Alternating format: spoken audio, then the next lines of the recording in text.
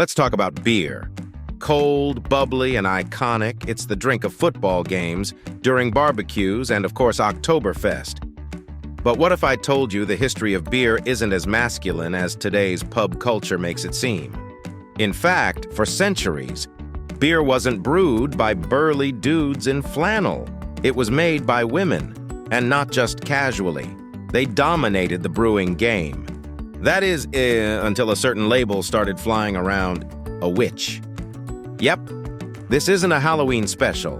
This is real history. So grab your favorite drink, maybe even a brew, and let's dive into the surprising, sudsy story of how women went from being the OG brewmasters to being accused of witchcraft, right here on History of Food.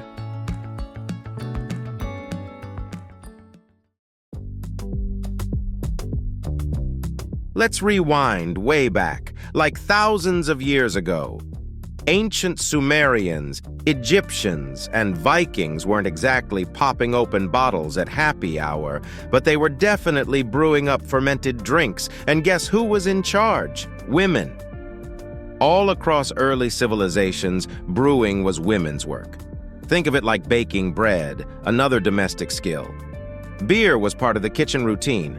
In Sumer, they even had a beer goddess named Ninkasi. That's right, a goddess. They wrote hymns to her, and the oldest surviving beer recipe in the world is actually a poem dedicated to her. Brewing wasn't just accepted, it was sacred. And this continued for centuries. In medieval Europe especially, women were the main brewers in their homes. They'd make small batches, sell the extra to neighbors, and in many cases it became a family business. These women were known as alewives. Now, here's where it gets weirdly witchy. Alewives were easily recognizable in their towns. Why? Because they needed to stand out in the market. Picture this. You walk into a crowded town square, there are chickens everywhere, someone's yelling about turnips, and you're just trying to find someone selling decent beer. So to be seen, alewives wore tall, pointy hats. Yep, pointy hats. Not because they were casting spells, but so people could spot them in a crowd. They'd also place a broomstick, another future witch stereotype, outside their door or over the entrance to the market stall. That was the signal that fresh beer was available here. In addition to that, they often had cats too. Not for spell ingredients, but because grain attracts mice. And cats, as we all know, are nature's pest control. So you've got a woman with a pointy hat, a broom, a cauldron, aka a big beer kettle, and a cat. Ring any bells?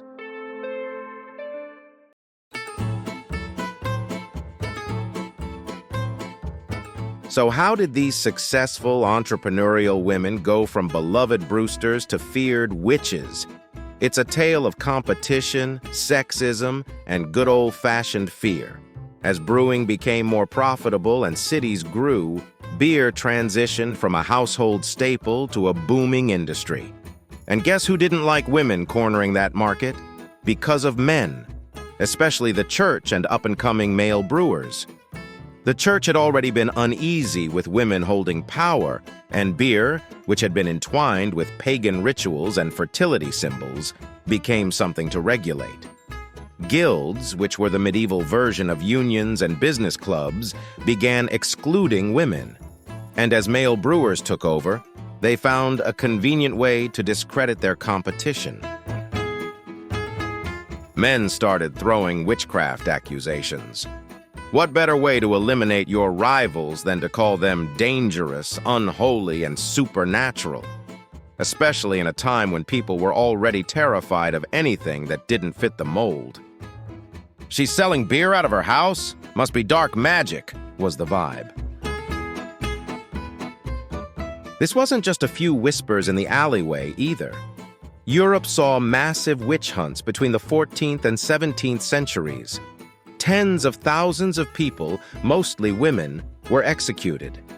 Many of them were older, lived alone, or had healing knowledge.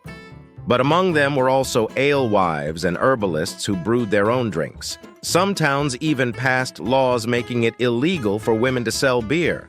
Others imposed heavy taxes or required licenses they couldn't afford.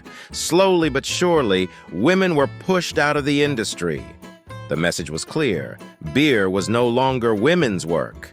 And those symbols, the pointy hat, the broomstick, the cauldron, got rebranded.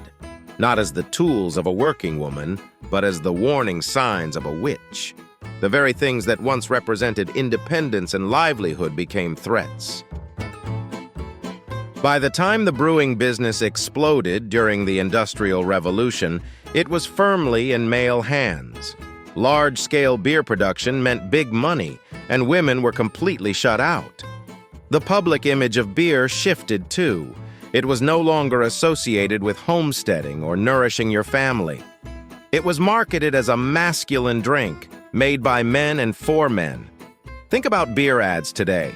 Barbecues, sports, scantily clad women serving the drinks, but never brewing them. It's wild when you realize that for most of human history, it was women making the beer. Luckily, in recent years, the story's starting to change. Historians and beer lovers have been digging into the roots of brewing, and guess what? The women are back in the spotlight. Breweries are now naming beers after alewives, creating labels that celebrate female brewing heritage and recognizing the vital role women played in shaping beer as we know it. Even better, more and more women are getting back into brewing. From home brewers to CEOs of major craft breweries, the beer industry is slowly but surely rediscovering its feminine roots.